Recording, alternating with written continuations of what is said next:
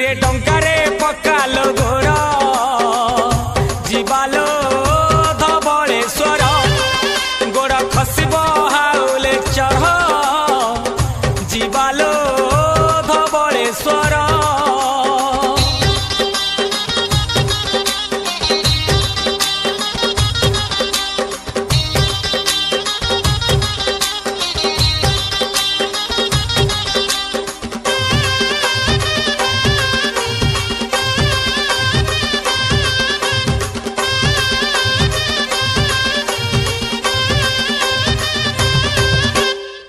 धवलेश्वरंक करुणा लभिले अंधत पाए नयन छोटा चाली पारे मुख कही पारे निसंतानर संतान।